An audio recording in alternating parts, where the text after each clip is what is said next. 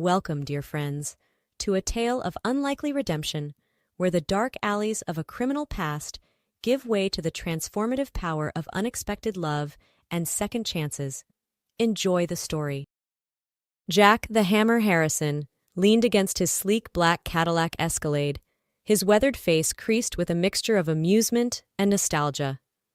His right-hand man, Steve the Bull Mathers, stood beside him, shifting nervously from foot to foot. "Boss, are you sure about this? It's not like the old days. We can't just rough people up anymore," Steve said, his voice low and gravelly. Jack chuckled, the sound rumbling deep in his chest. "Relax, Steve. I'm not here to crack skulls. Just want to see how the new generation handles things." They were parked at the edge of Oakwood Cemetery, waiting for Jack's crew to finish a job. Gone were the days of violent shakedowns and bloody turf wars. Now Jack ran a security consulting firm called Eagle Eye Protection. It was all very official, very legal. On paper, at least. "You know, Steve," Jack mused, his eyes distant, "sometimes I miss the old days. The adrenaline rush, the thrill of the chase. Now it's all paperwork and polite threats." Steve nodded sagely. "Times change, boss. At least we're not looking over our shoulders for the feds anymore." Jack grunted in agreement, then pushed off the car. "I'm gonna take a walk. You boys can handle this, right?" "Sure thing, boss. We'll give this guy a scare he won't forget." As Jack strolled through the cemetery, his mind wandered to the past. He'd come a long way from the scrappy kid in the foster system. Back then, survival meant having the fastest fists and the sharpest wits. Now, at 45, he was a respected and feared businessman. His feet carried him to a familiar spot, his mother's grave. The headstone was lavish, a far cry from the pauper's burial she would have had if Jack hadn't made it big. He stood there, hands in his pockets, staring at the name etched in granite, Evelyn Harrison. Jack's childhood flashed before his eyes, the endless parade of uncles, the stench of cheap booze, the sound of breaking glass. His mother, beautiful but broken, promising to quit drinking tomorrow. The day child services finally took him away, kicking and screaming, because he didn't want to leave his mom alone. He shook his head, trying to clear the memories. That was all in the past now. He'd made something of himself, even if it wasn't exactly by the book. Suddenly, a sound broke through his reverie. A whimper? A cry? Jack's hand instinctively went to the gun hidden under his jacket. Old habits die hard. Jack followed the sound, his footsteps silent on the damp grass. It seemed to be coming from a freshly dug grave. His mind raced. Had someone been buried alive? Was this some sick joke? As he approached the edge of the hole, he peered in, ready for anything. What he saw made his heart skip a beat. Huddled at the bottom of the grave was a small boy, no more than 7 or 8 years old. The kid was filthy, shivering, and looked scared out of his mind. "Hey, kid," Jack called out, his gruff voice softening slightly. "You okay down there?" The boy looked up, his eyes wide with fear. Jack could see tear tracks cutting through the dirt on his face. "It's all right," Jack said, kneeling at the edge of the grave.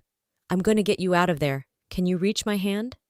The boy hesitated for a moment, then stretched up.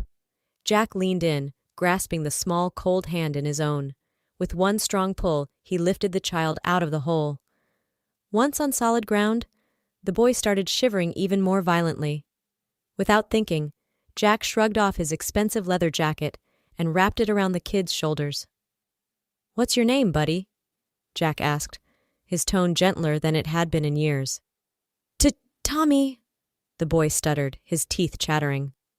"All right, Tommy. Let's get you warmed up, and then you can tell me how you ended up playing hide-and-seek in a graveyard, okay?"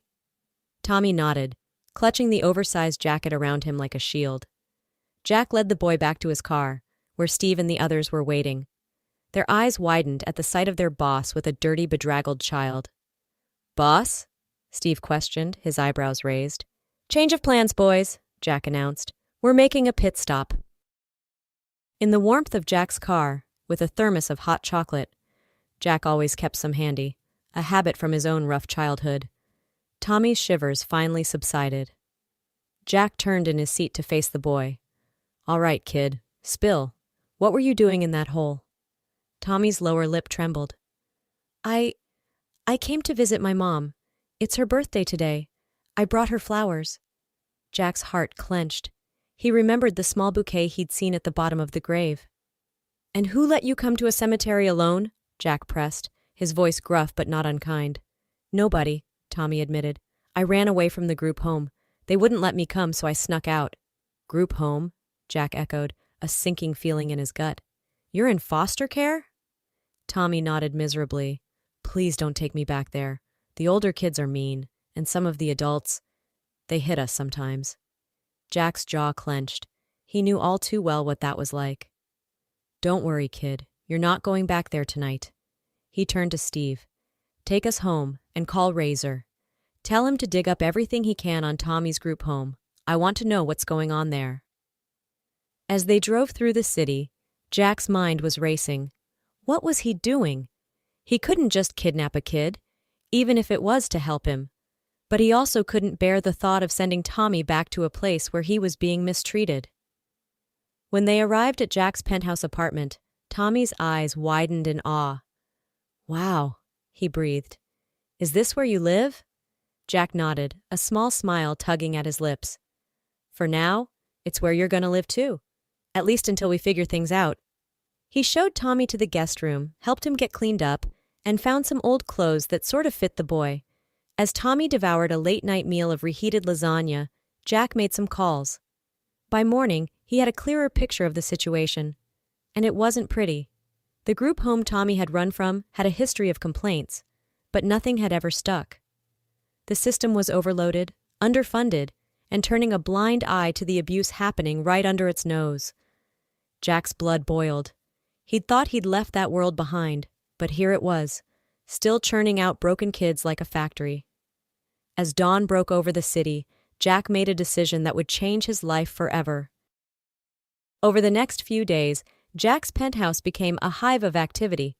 Lawyers came and went, documents were signed, and strings were pulled. Jack Harrison, former street thug turned semi-legitimate businessman, was about to become a foster parent. Tommy, oblivious to the whirlwind of activity around him, seemed to blossom in Jack's care. The scared, shivering boy from the cemetery was replaced by a curious, energetic child who followed Jack around like a shadow. Hey, Mr. Jack, Tommy asked one afternoon, as Jack pored over some paperwork. Are you really going to let me stay with you? Jack looked up, meeting the boy's hopeful gaze. That's the plan, kid. If you want to, that is. Tommy's face lit up like Christmas morning. Really? You mean it? I mean it, Jack confirmed, feeling a warmth in his chest he hadn't experienced in years. But there's gonna be some rules, got it? No more running away no matter what. Tommy nodded solemnly. I promise. Cross my heart and hope to die. Jack winced at the phrase. Let's not talk about dying, okay? How about we seal it with a handshake instead? As they shook hands, Jack marveled at how small Tommy's hand was in his own. He'd spent years building a reputation as a tough guy, someone you didn't want to cross. But this little boy had managed to crack his hard exterior in a matter of days. Later that night, after Tommy had gone to bed, Jack sat on his balcony, nursing a glass of whiskey. Steve joined him, leaning against the railing. You sure about this, boss? Steve asked, his voice low. Taking in a kid? It's a big responsibility. Jack sighed, swirling the amber liquid in his glass. I'm not sure of anything anymore, Steve, but I know I can't send him back to that hellhole, and maybe this is my chance to do something good for once. Steve nodded thoughtfully.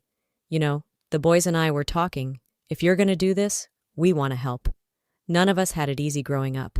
Maybe we can make sure this kid doesn't have to go through what we did. Jack looked at his old friend, surprised. You guys would do that? In a heartbeat, boss, Steve affirmed. We may be a bunch of old thugs, but we take care of our own, and if this kid's important to you, then he's important to us. For the first time in years, Jack felt a lump form in his throat. He cleared it gruffly, blinking back the moisture in his eyes. Thanks, Steve. That means a lot. As Steve left, Jack stayed on the balcony, looking out over the city. He thought about his own childhood, about all the times he'd wished for someone to rescue him.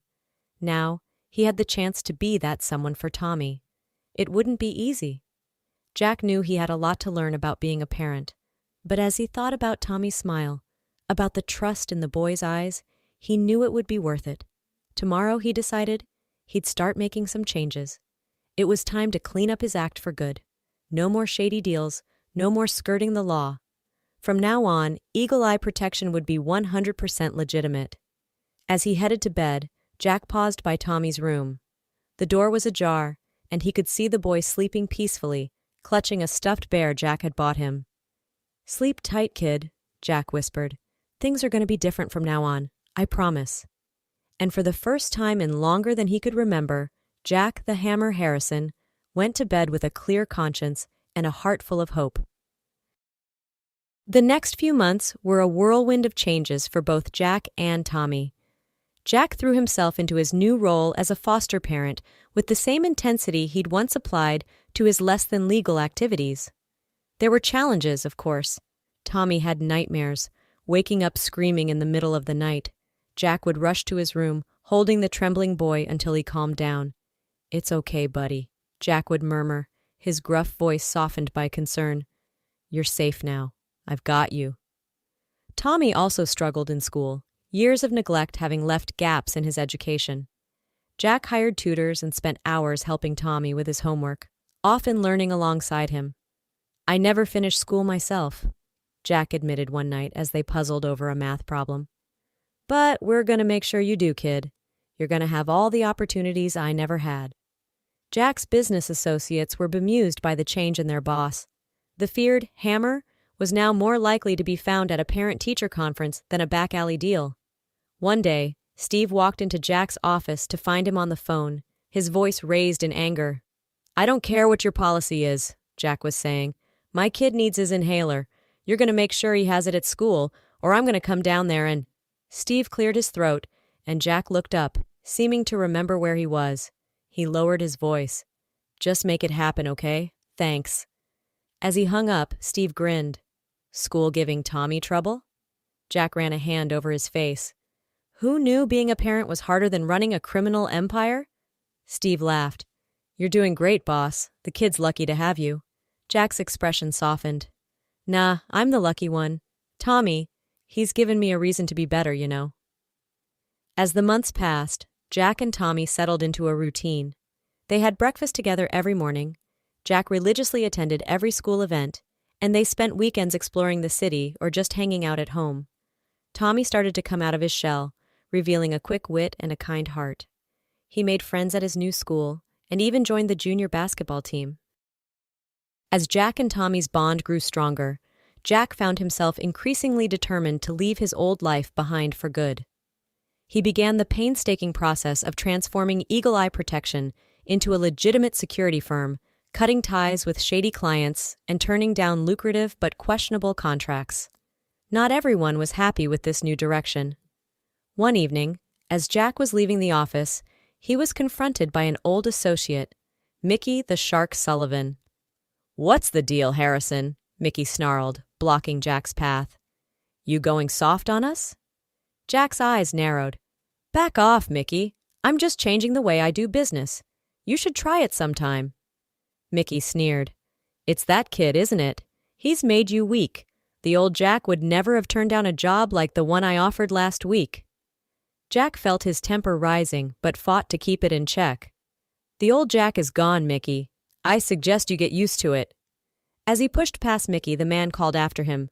"You can't change who you are, Harrison. Once a thug, always a thug." Jack's fists clenched, but he kept walking. He had promised Tommy he'd be home in time for dinner, and he wasn't about to break that promise. Later that night, after Tommy had gone to bed, Jack sat in his study, nursing a glass of whiskey.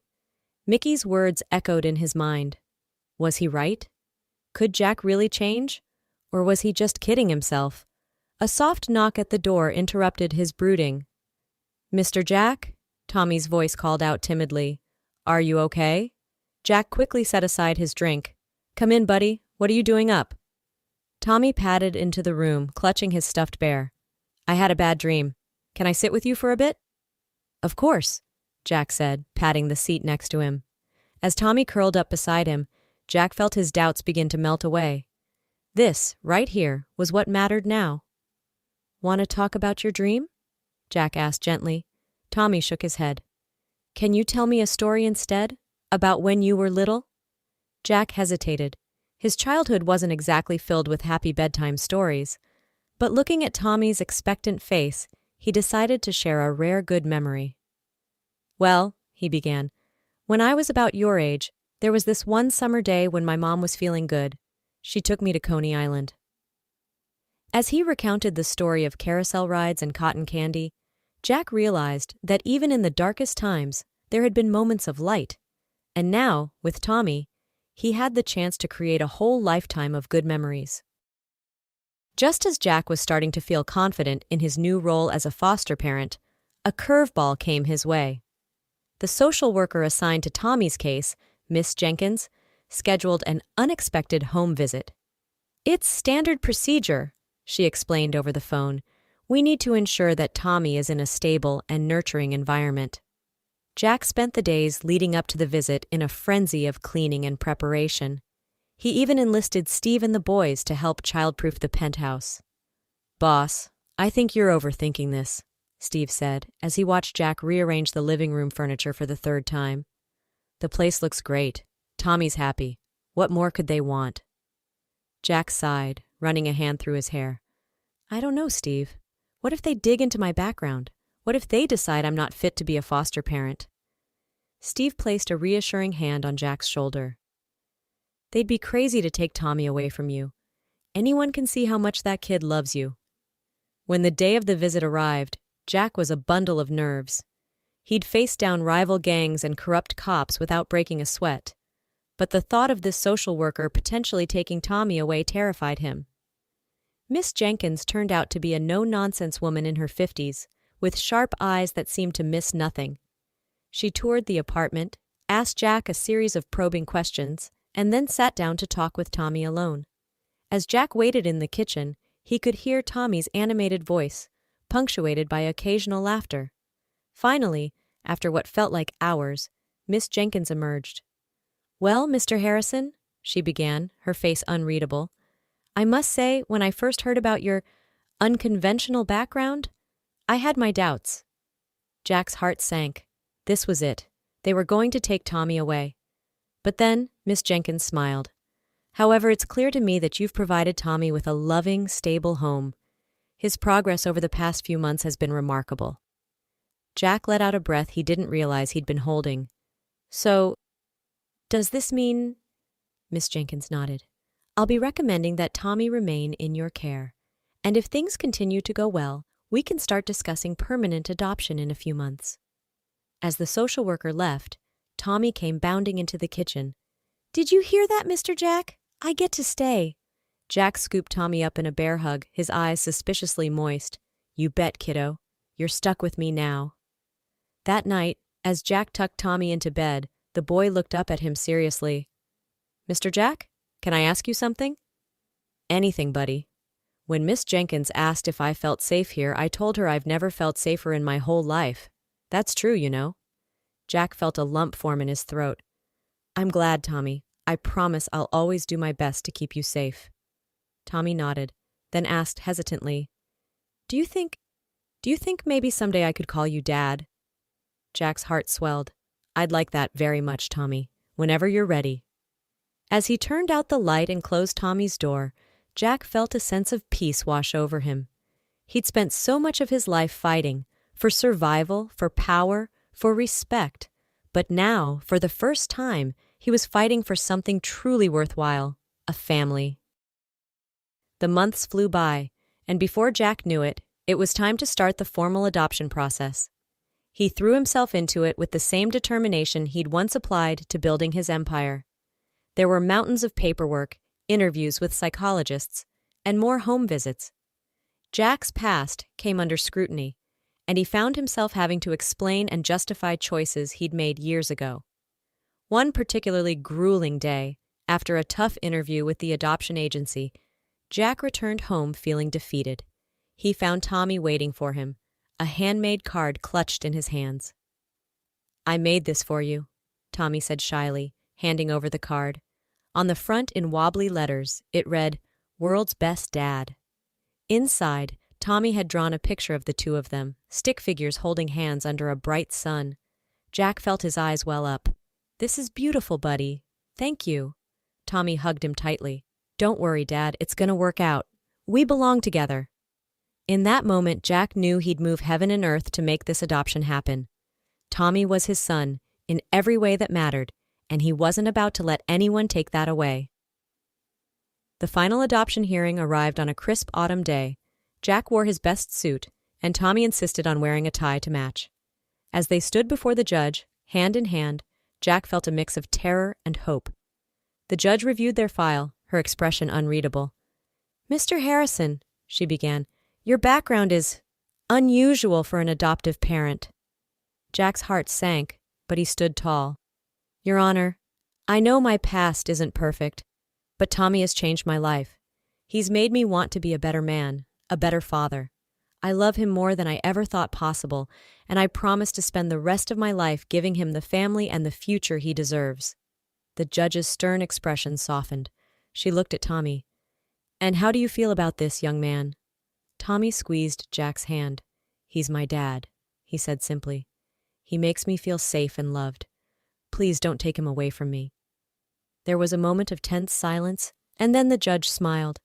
"Well, in that case, it gives me great pleasure to approve this adoption. Congratulations to you both." The courtroom erupted in cheers. Steve and the boys, who had come to show their support, whooped and hollered. Jack swept Tommy up in a huge hug, tears streaming down both their faces.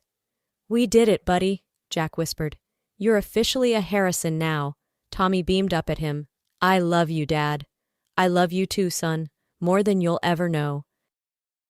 5 years later. Jack stood in the backyard of his new suburban home, watching as Tommy, now a lanky teenager, shot hoops with his friends. The sounds of laughter and trash talk filled the air. Steve appeared at his side, handing him a cold beer. "Quite a change from the old days, eh, boss?" Jack chuckled. "You can say that again, but I wouldn't have it any other way." Eagle Eye Protection was now a thriving, completely legitimate business. Jack had used his connections and street smarts to build it into one of the most respected security firms in the city. But more importantly, he'd built a real life, a life he could be proud of. As the sun began to set, Jack called out, "All right, boys, who's ready for some burgers?" The kids cheered and raced towards the grill. Tommy lagged behind, falling into step beside Jack. "Hey, Dad," he said. "I've been thinking about what I want to do after high school." "Oh yeah?" Jack replied, slinging an arm around his son's shoulders. "What's on your mind?" Tommy took a deep breath. I think I want to be a social worker. Help kids like me, you know." Jack felt a surge of pride. "I think that's a great idea, son. You'd be amazing at that." As they joined the others around the grill, Jack marveled at how far they'd come. From a chance encounter in a cemetery to this, a family, a home, a future full of promise. Jack the Hammer Harrison, once feared enforcer and crime boss, was now just Jack, loving father, respected businessman, and the luckiest man alive, and he wouldn't have it any other way.